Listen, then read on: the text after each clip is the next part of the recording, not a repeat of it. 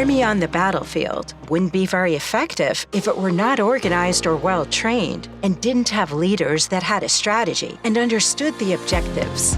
Very much like the leaders of an army, the New Jersey Association of Mental Health and Addiction Agencies, better known as NJAMHAA, provides an army of behavioral health care providers in New Jersey with leadership that allows them to be more effective helping people in need. With their input, coordination, and advocacy, NJAMHAA unites caregiving agencies and speaks for them statewide and nationally with one voice. NJAMHAA is that group of strategists who have the ability to see the road ahead, translating private troubles into public issues. NJAMHAA helps guide behavioral health care providers and their agencies towards success through advocacy and real-time communication, always with the goal of securing funding and regulatory flexibility.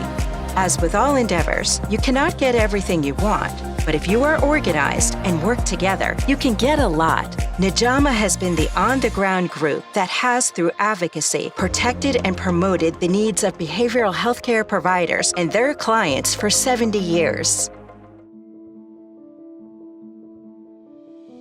I think the relentless and intense leadership that you provide, Debbie, I mean that sincerely. I think you have provided, you as the executive director, and I hired that. I was part of the committee to hire Debbie, and you certainly have not disappointed, and you provide an intensity of purpose that I think has distinguished NJAMHAA, not only in the state, but on a federal level. So I really credit you for that. When I watch various hearings, or when I see a clip on the news, for example, the governor's budget address, you're always there. There's no arrow that points and says, here's Debbie from NJAMHAA, you're there, which is beautiful because you have the connection. What I love is, I guarantee you by the time I get into my office the next morning, there'll be a newswire or a bullet or an email from NJAMHAA interpreting what happened yesterday and what it means to us today. So I don't have a shining moment. I have shining examples of when NJAMHAA has provided the information that has allowed us, both the rescue mission and the industry, to know what's coming. It is an honor to introduce Deborah L. Wentz, Ph.D., NJAMHAA's President and Chief Executive Officer. Deb has provided leadership for 26 years, bringing NJAMHAA into the future. As its first internal advocate, she has been instrumental in increasing NJAMHAA's visibility with government leaders, expanding its partnerships, and enabling NJAMHAA to speak with a unified voice for its members, while keeping in mind the end beneficiaries of services and supports. The founding of NJAMHAA as the New Jersey Association of Mental Hygiene Clinics in 1951 coincided with several key breakthroughs that positively changed the trajectory of life for those individuals living with mental illness and substance use disorders. The introduction of psychotropic medications and the first antipsychotic, Thorazine, the beginning of Narcotics Anonymous, and the publication of the inaugural edition of the Diagnostic and Statistical Manual in the 1950s gave rise to the start of deinstitutionalization of individuals with mental illness, and also hope for recovery for those with addictions, as finally these illnesses were recognized as the diseases that they are. And the passage of John F. Kennedy's historic Mental Retardation Facilities and Community Mental Health Centers Construction Act in 1963 opened the door to a new era where individuals with mental illness could move back to their communities. Over the next 7 decades leading to the present, NJAMHAA convened its members, who together with a strong and unified voice called for the creation of an external environment that led to not only improved health for those with mental illness and substance use disorders, but also the possibility of leading lives with the same meaningful goals we all share, such as pursuing education and careers, living in safe and comfortable housing, and building meaningful relationships with family and friends. As the world evolved from Kaisers to Teslas, fountain pens to PCs, and rotary dial to iPhones, individual NJAMHAA board members, providers, and later staff transitioned. But what remained constant has been the commitment to help children and families lead healthy lives. I am so grateful to all who contributed to the progress at each step of NJAMHAA's history, and especially to those today. NJAMHAA has proudly partnered with peers and families, the media, the public, state and federal policymakers and elected officials, and even governors to achieve goals on behalf of the more than 500,000 children and adults served by the community system. It's unusual when a former governor rolls up his sleeves to strategize with the trade association and its leadership in order to increase access to mental health care and substance use treatment services for many populations, especially one of the most stigmatized groups, the re-entry population, and helps them get the funding and resources they need. Governor McGreevey has done just that with NJAMHAA, and we have been honored by these opportunities to work with him. He was always available to be a keynote presenter at conferences and collaborate on projects, and he constantly helps, both behind the scenes and out front, to get appropriate advocacy to advance initiatives. His leadership, dedication, and compassion are unequaled. Deb, your leadership, your engagement with the state legislature, your understanding the importance of providing substantive information, the latest scientific research, best practices as to public policy dramatically shaped NJAMHAA. What NJAMHAA was, how the legislature understood it as a nonpartisan source of information, and how you change the direction of NJAMHAA to work with state legislative leaderships. Never has there been a governor who has made mental health their #1 priority for the tenure of their governorship and put NJAMHAA in the forefront, as Governor Codey did. He played a unique and admired role. Hitting the ground running from day one, Governor Codey created the task force on mental health and appointed Bob Davison, a NJAMHAA board member at the time, to chair it. He also involved NJAMHAA's leadership and members in serving on task force committees and making recommendations that changed history for those in need of mental health services in New Jersey. Importantly, Governor Codey funded these initiatives with more than $40 million and created a $200 million Special Needs Housing Trust Fund. These were unprecedented investments in services for individuals with mental illness and substance use disorders. They're the go-to one. They're number 1, number 2, and number 3. You were an organization that you could always depend on and strong. You didn't have the fear of what some government officials might say. As governor, Christie made fighting addictions and the opioid crisis a priority that gave dignity and hope to so many who had been stigmatized and disenfranchised. It is a great legacy, and it shows that when something is personal, tragically, a friend of Governor Christie's passed away from an opioid overdose, it informs policy in a meaningful way. And to this day, he always uses his contacts nationwide to help advance substance use treatment and mental health care in New Jersey and across the nation, continuing to be a true partner with NJAMHAA. NJAMHAA didn't care whether I was a Republican or a Democrat, didn't care whether I was perceived to be a conservative or a moderate or a liberal. What they cared about was, what was I willing to do on the issues of great importance to them? And then they stood with me if I was willing to do the right things. And so many organizations, unfortunately, become identified with one political party or the other, and that restricts their ability to be able to advocate effectively across all people to be able to achieve their goals. The great thing about NJAMHAA was and is that they're not partisan, and that their passion is not for any political party or any particular office holder. Their passion is for the people that they serve.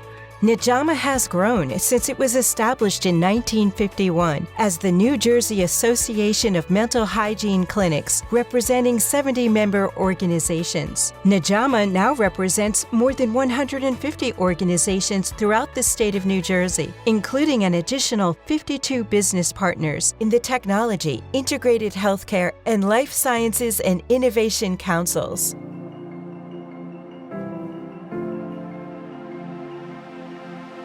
Over a 10-year time period, the care management organizations had not received a rate increase of any type, even though there were new mandates about the kind of service that needed to be offered, and that the population was getting more and more difficult and expensive to, that had a need for more resources than we had. We had been advocating for a rate increase for a couple of years. Then NJAMHAA got involved, and we were one of their top three priorities. And that was the year that we got a rate increase. I've worked with Deb both on the state side as a state employee and also as a provider of services. And without a doubt, on both sides of the aisle, Deb has been a powerful partner for us at the state of New Jersey and for us as providers, really having a significant impact on our system of care. NAMI New Jersey and NJAMHAA have long worked together, and we've been coordinating our advocacy efforts to improve the lives of families and individuals across the state. And I have to say that NJAMHAA understanding the role of a family member in a mental health recovery and understanding the need for family members to be a part of the conversation, not outside of the conversation, is something that's very important to NAMI New Jersey and to our members. And we are really grateful that NJAMHAA understands that and is such a great advocate for families across the state. Bill Setti, former CEO of Preferred Behavioral Health Group and former chair of the board of directors for NJAMHAA, points out the positive impact Deb Wentz has had on the organization. Deb is a person that she's, when you first talk to Deb or you first see Deb, you think, well, she's a very nice lady. Can she really handle the job? And that was some of what I heard when she first came on board as well. But she surprised lots of people. I mean, she just blew them out of the water, and she's kept on going. She is probably the most energetic, kind,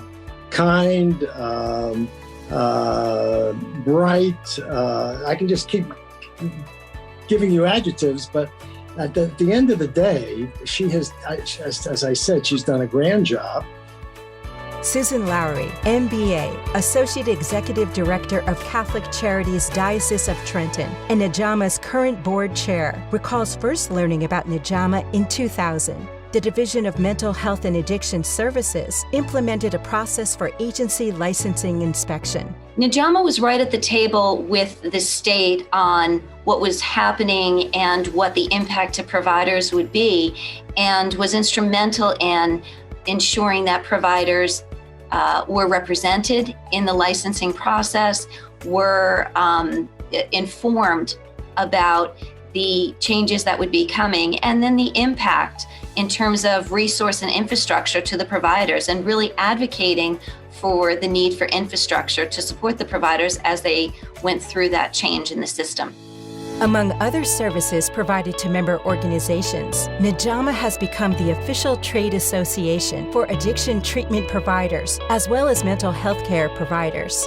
Bob Davison, CEO of the Mental Health Association in Essex and Morris County, and no stranger to mental health care and drug challenges in New Jersey, talks about the importance of NJAMHAA's role as the representative for addiction treatment and healthcare providers. Where I think NJAMHAA has been particularly successful is in raising awareness in regards to mental illnesses and addictions, and helping people to understand that mental illness and addictions impacts all of us, right? If you think about it, according to the National Institute for Mental Health, 1 in 5 of us on any given day are having some type of mental health or addiction difficulty.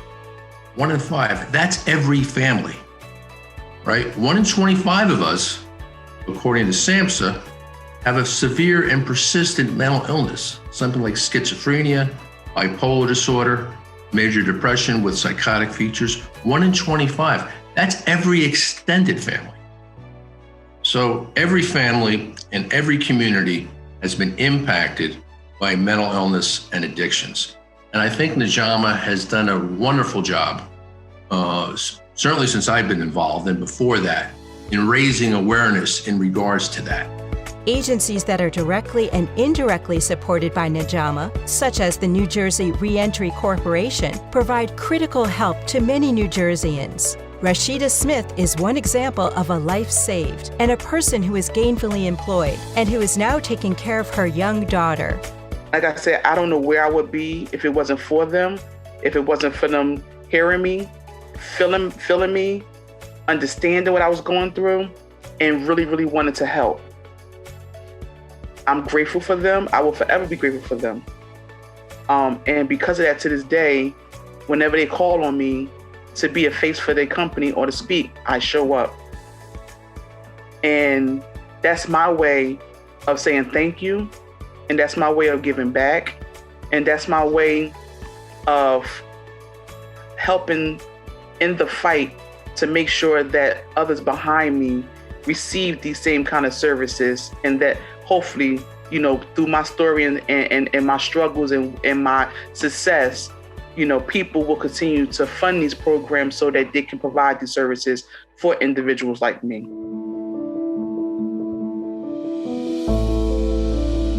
So in the last 25 years, I noticed that the system, the mental health system, has been much more focused on wellness and recovery of people.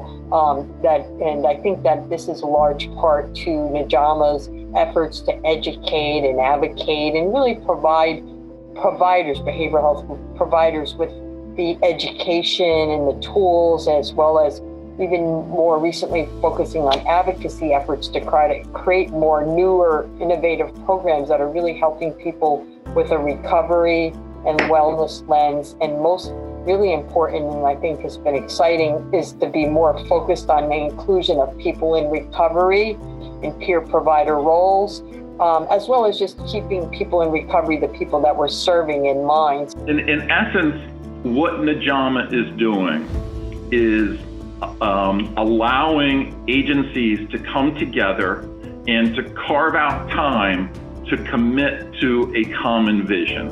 And what is essentially happening is, out of these many visions that agencies have and separate entities, one vision is coming. So out of many, one is evolving, and we, with these common goals, and with these common goals, we are committing to support one another and to support the services in the state of New Jersey. NJAMHAA has helped Attitudes in Reverse find new opportunities, whether that's finding grants and funding opportunities or reaching additional people through the media and recognition through other organizations like that. It's been very helpful for us to get out there and spread the word. NJAMHAA has increased our visibility among school professionals, in allowing us to receive more invitations to educate students and allowing us to help save lives. for the 35 years that I have been very involved with NJAMHAA, I have never been disappointed in their ability and willingness to partner with community behavioral health providers and advocate for the best outcome possible in terms of funding, legislative support, regulatory relief, etc. So they're great partners, they're readily accessible, and they've had great successes in helping the community system grow in New Jersey. During its 70-year history, NJAMHAA has been successful in fighting stigma and communicating the fact that just because you have a mental health challenge, there is no reason why you cannot be successful in life. An example of that success was the award-winning public service announcement about famous people in history who rose above their mental illness to contribute great things to society. SHARON, former head of marketing and public policy at NJAMHAA, speaks about this highly effective PSA. And when I first started in that position, we had started a public service announcement campaign called Mugshot, which took famous people like Abraham Lincoln and Beethoven, created a mugshot photograph of them, and highlighted what their mental illness was. And it was to raise the national narrative about erasing the stigma and discrimination that was being realized against people with mental illness. The campaign was very powerful, it was very impactful. We used a local New Jersey agency who provided the creative services for us pro bono. And it got airing on television stations across obviously the region and newspapers throughout the region as well. In addition to advocacy successes, another major achievement that stands out for many who have been involved with NJAMHAA is the creation of the Information Technology Project. Jerome Johnson, former NJAMHAA board member and former president and CEO of Family Services Association Atlantic County, part of Center for Family Services Atlantic County, reflects on the importance of this project. Our organization, which provides direct service to people, one of the things that we were weak in, and quite honestly were in the Stone Age, was information technology. A lot of our staff did not know how to use computers. And the information technology component of NJAMHAA, they had people who had knowledge and came in and helped us with hardware and software. And some of our staff didn't know the difference between the two. And they did a great job of education.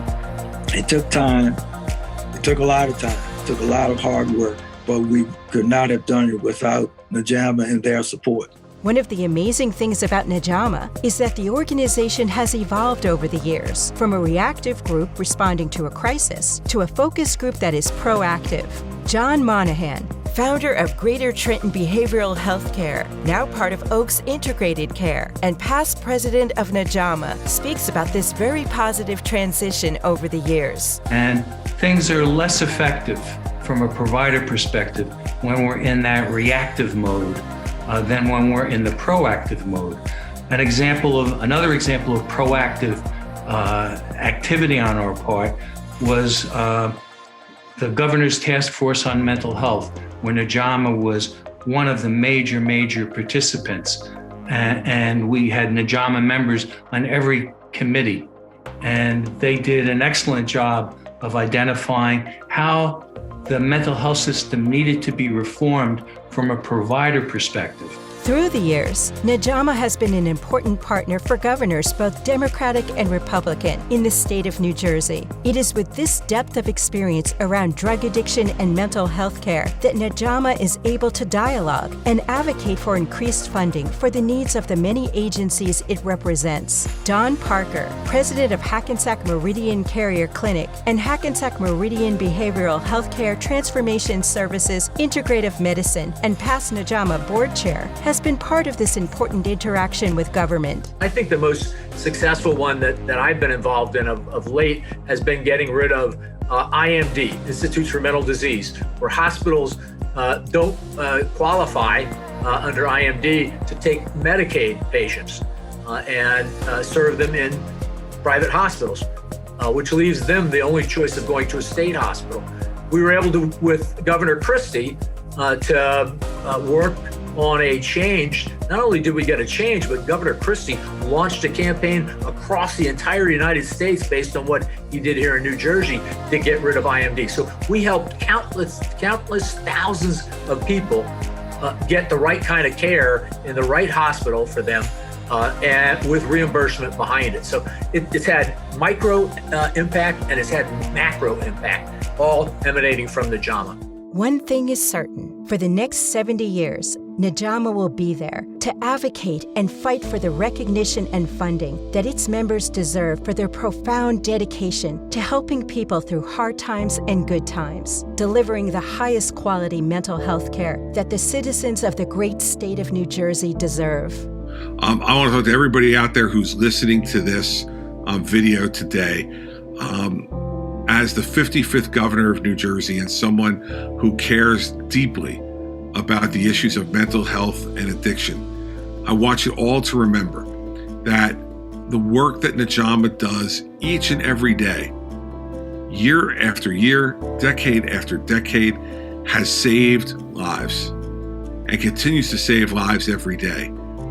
During my 8 years as governor, they were an active partner with me, and that's why for the rest of my life, I'll be an active partner with them. So thank you to NJAMHAA for the extraordinary work that you've done and that I know you'll continue to do on behalf of those who suffer from mental health and addiction issues and their families who are there to try to support them and help move them towards appropriate treatment and a great life.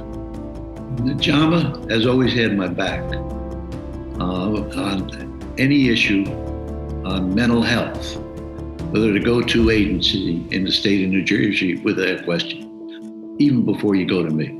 Let's be honest now, politically, it's very, very correct to fight on behalf of people who have mental illness. Look at how many legislators want to put bills in nowadays. So when I started in the 80s, there was none. It didn't happen. People weren't fighting publicly for people with mental illness. Now they're fighting to fight. Get in the act and get involved, and that's great. That's a sea change. I want to say thank you for your commitment to NJAMHAA. I want to say thank you for your commitment to the people that we have the privilege of serving. I want to say thank you to NJAMHAA for willing to shine bright in sometimes dark places. Not only dark places in the recesses of a person's mind, whether it's addiction and mental health, but frankly in terms of public policy, and asking the state of New Jersey to be even better, to articulate the possibilities of people living healthy, constructive lives, but providing the support on whether it's mental health care or addiction treatment. NJAMHAA's taken on a lot of fights that haven't always been popular, but I would argue fights that have almost always been right.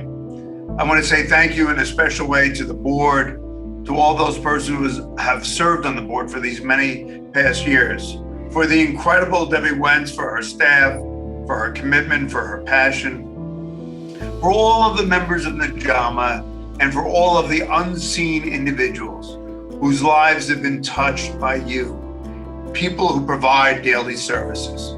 I just want to say thank you. Every day I have the privilege of working for individuals coming home from prison or county jail and addiction treatment. Many of them are lost. But for NJAMHAA, our vendors, the people who serve our clients, they would not have had a second chance. But because of NJAMHAA, you've brought healing to their lives. You've brought hope to a new direction. And in many cases, you've given meaning to what constitutes a second chance. So to Deb, to the board, to each of you, thank you. And through all of the years I have been with NJAMHAA, I would not have been able to accomplish everything that I did without the dedicated staff that worked tirelessly behind the scene as we advocated, debated, and pushed policy forward. It is because of their dedication to our cause that uniting our many member agencies into one powerful voice is possible. Got your back, New Jersey. As NJAMHAA CFO, I'm making sure every penny counts. I am so proud of the hard work that New Jerseyans are doing. We're building a better New Jersey. I'm proud to support those who are building better lives for New Jersey residents. Happy to be working for such a dynamic organization and serving all those that we do. We're here for you. Thank you for everything you're doing. We're here for you, New Jersey. Whenever you need us, just call, text, or email us. NJ, we're here to help you. It's a privilege to support you, New Jersey. We got your back, New Jersey. Over NJAMHAA's 70 years, hundreds of thousands of lives have been improved and even saved because of your incredible efforts. In expressing sincere gratitude to all our members, leaders, and partners, past and present, I exhort you to always remember that the larger the number of us who speak with one voice, the greater our success will be. And what does success look like? It's when we see a child, a youth, an adult, or family who's living a healthy, meaningful life. Being part of NJAMHAA and making that happen is a gift worth celebrating.